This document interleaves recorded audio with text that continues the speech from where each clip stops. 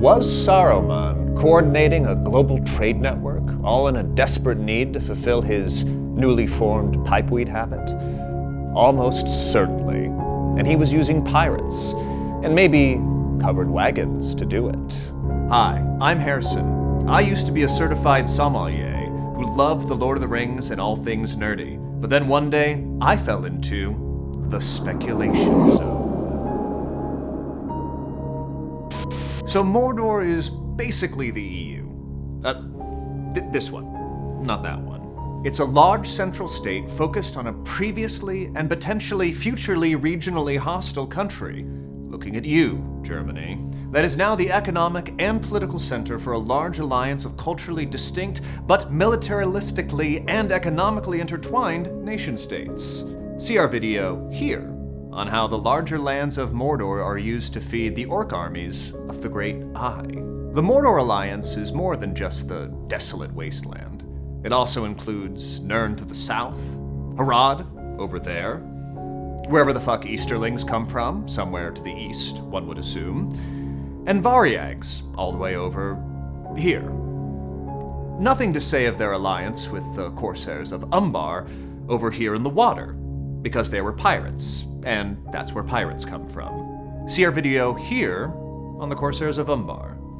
So going by our map overlay over Middle-earth, if the Shire is Birmingham, it just is, accept this, then anything below this latitude should be capable of producing coffee. And anything, well, generally over here, probably had tea. Our conclusion? Saruman had been trading with the Shire. Pipeweed for coffee, tea, and advanced technology with which the hobbits are intimately familiar, thanks to Gandalf. So why would the chief economic ally of the chief military ally to the world's dark superpower send an elite two-pronged attack to take out their chief trade partner and that trade partner's chief military ally? Allow us to tell you the true story of the supposed fellowship that you never knew. The text of The Lord of the Rings had three primary authors from which Tolkien translated.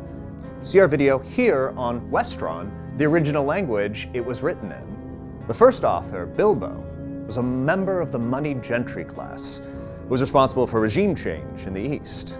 The second was Frodo, his nephew cousin, who was the primary adjutant responsible for assassinating the head of state of the Mordor Alliance, equipped with the most powerful weapons and armor of the age, including advanced stealth technology, impenetrable armor, and the greatest weapon Middle-earth had ever known. Also, Sam Gamgee's cast iron collection. These highly trained operatives in this joint operation were joined by members of the rival faction to assemble an elite strike squad, covertly known as the Fellowship.